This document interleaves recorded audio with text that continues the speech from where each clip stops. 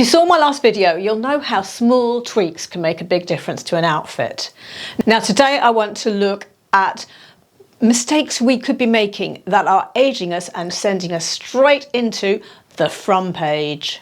The first would be, don't wear the wrong outfit. Not only does it look bad, but if you know it, it can make you feel bad. You'll lack confidence. It will age you in itself, not just because of the outfit, because of then your face will be miserable and hanging, and even your whole demeanour will start stooping and hanging. That lack of confidence.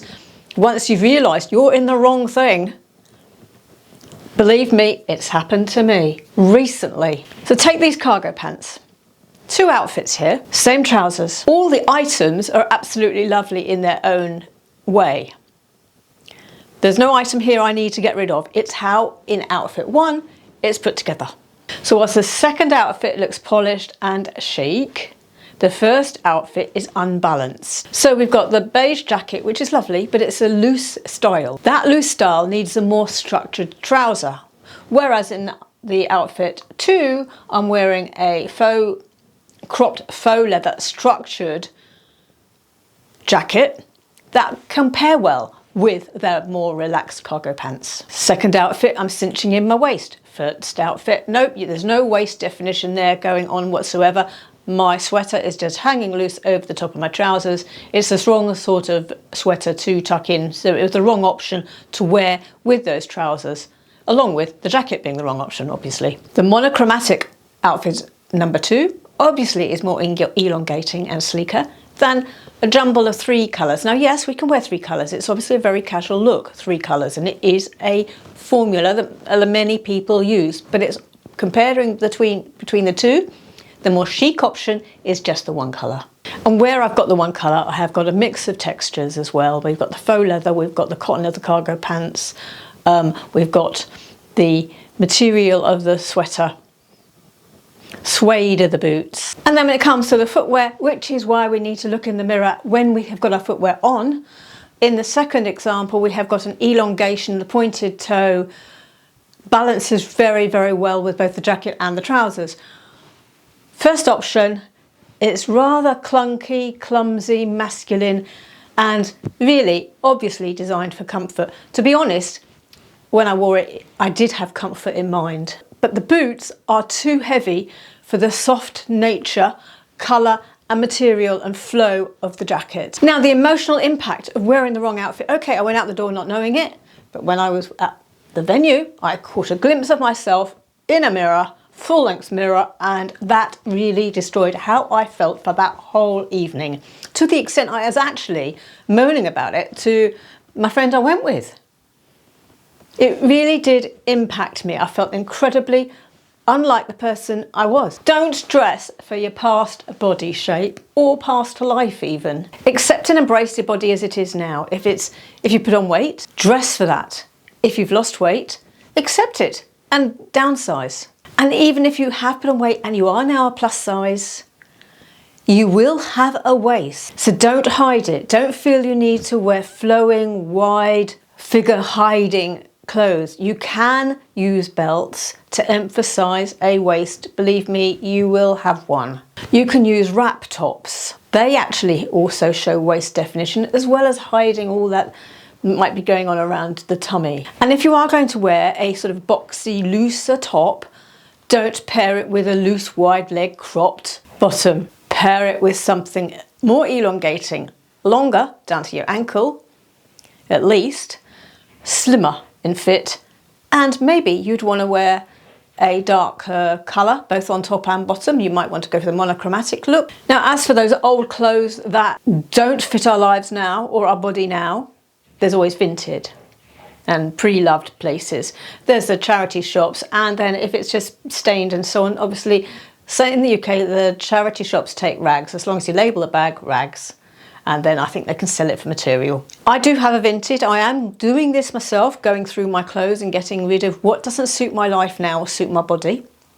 Low-rise jeans are a very, very good example. They are all going. When I find a pair, put one on, discover it's low-rise, it goes in the box and it's going to charity. I would not suggest making an event of it. because I think we will become too rash in our decision making and we will regret it. We will be in that zone of clearing out. We're clearing out, therefore we're clearing out everything. Regrets happen that way. More do it slowly. Have 3 boxes available, charity, rags, sell. And as you put something on, if you decide to take it off and not wear it, is it because it just doesn't go with the outfit, or is it because you haven't worn it for ages, it really doesn't suit you, it's the wrong colour, etc, etc. Make a slow journey of this, because cleaning and weeding out our wardrobe and building a wardrobe for our life now and our bodies now is a journey. Don't continue to wear the colours you wore 10 years ago. There's a good chance you have lightened your hair, naturally, your complexion, your eyes even. And some of the colours that we wore in the past can be quite harsh on us. Some colours just emphasise our wrinkles, make our eyes look dark under here, emphasise the dark circles. Black's a good one for that. It reflects the black upwards and will make us look dull and darker. Dull complexion appearance as well from some of these colours. Abandon, I know it's a useful colour. In fact, I showed them black earlier on, didn't I? I know, but I tend to wear black more at night, in the evening, but maybe there's a little bit less black in my life now than there used to be. Options instead are the navies, the dark greens, the burgundy, if you're wanting that darker neutral. And then of course there's the lighter neutrals as well, as we're coming into summer and spring. And in the winter we can wear the lighter neutrals up near our face as well. White, the winter whites, the creams, ivories and so on are great options.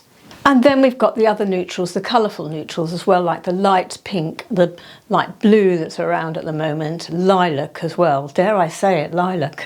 It's almost synonymous with the older age group, isn't it, in the past? But there was a reason why they wore lilac.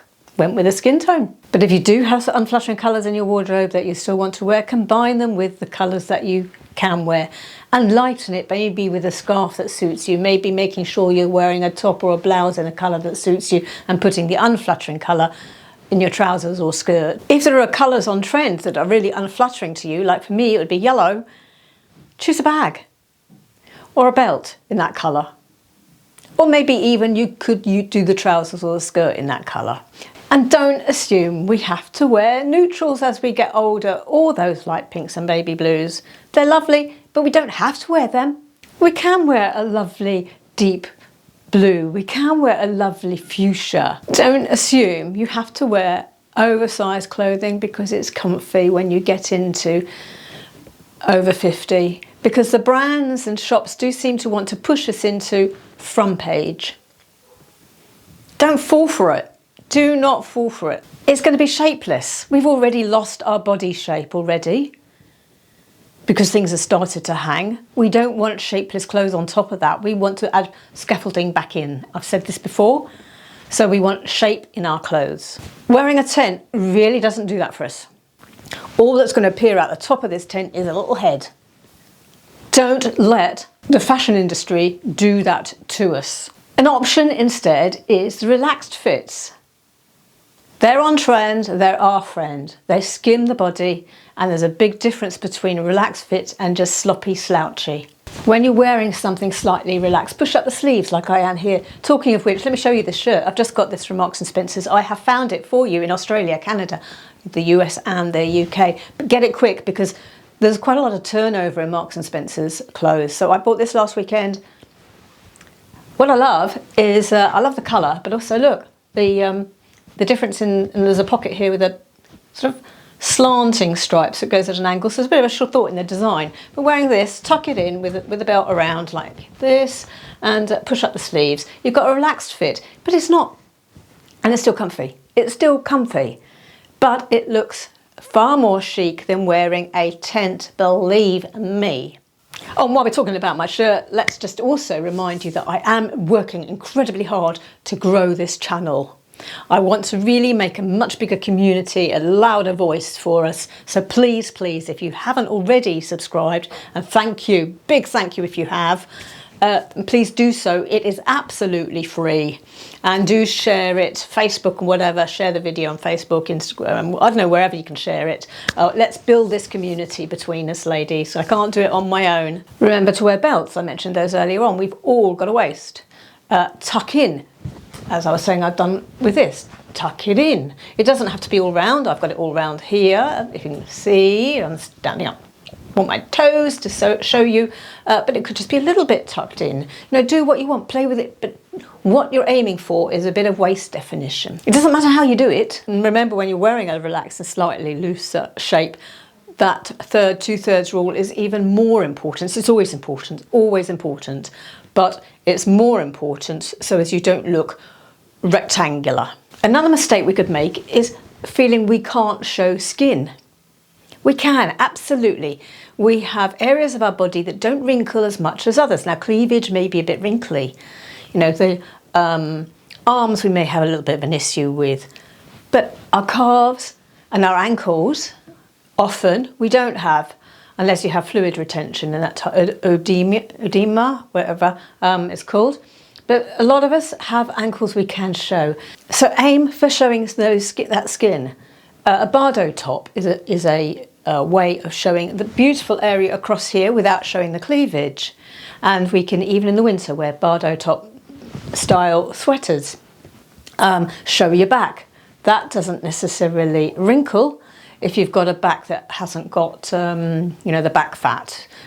Be aware of that. So that's another point about sort of looking in the mirror. If you are showing your back, make sure that there's no back fat showing. Then we've got pushing up sleeves. You know, you might not want to show all of your arm, but rolling up and pushing up sleeves is a great way of showing skin. And say you're wearing some ankle grazer trousers, so you're showing your ankle, pushing up your sleeve balances that as well. So balancing the skin top and bottom too.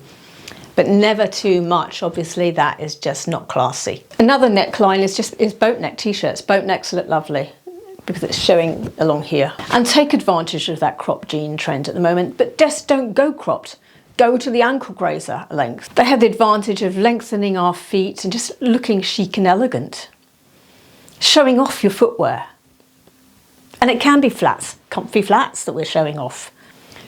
But I'll emphasise again, do be very careful of this year's trend of cropped wide leg, because they're going to finish often mid-calf, and because they're wide, they are going to be stumpifying. We are going to be shortened. Anyone's going to be shortened. But if we're trying to avoid frumpiness in particular, we do not want to be wearing that style. So stick to full length or ankle graze. Now, comfy skirts, elasticated waists, pleats and so on. Skirts can be difficult. Avoid a skirt that comes to mid-calf. That just is, again, frumpy. It's finishing at that fattest part of your leg. Often a pleated skirt will be pleating from underneath a waistband, and that adds bulk as well. So avoid those types of skirts. What we're looking for more, I love, say for instance, and I think it's very, very modern, very easy to wear, very casual, and it can be dressed up as well. And it's a skirt that's not going anywhere. Drum roll please, it's a slip skirt. That is the skirt that works for us. It's slightly A-line. It is going to finish generally just under the knee, or it might come down longer to almost a mid-axi length. Try them on. Make sure they're not coming to your mid-calf, because that, you know, even with a slip skirt, you can have the same problem with it making you look you know, fattening your leg. But that slip skirt, wear it then with, say, a shirt like this, tied in the front, wear it with sweaters, mixed textures, because you've got that satiny, silky feel of the skirt.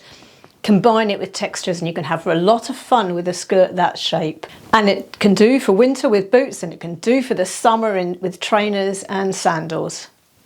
And it can be worn with those comfy flat sandals.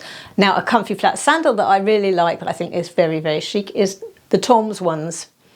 I have some that I will just link down below for you, and I've never had a problem with those, and no one is going to look at them to say, oh, that's a comfy sandal, or that's a sandal that's designed for comfy. It's not designed, it's Tom's, it's not designed to be, it just happens to be comfy. It really is very comfortable. I've never had to I've never had blisters with them.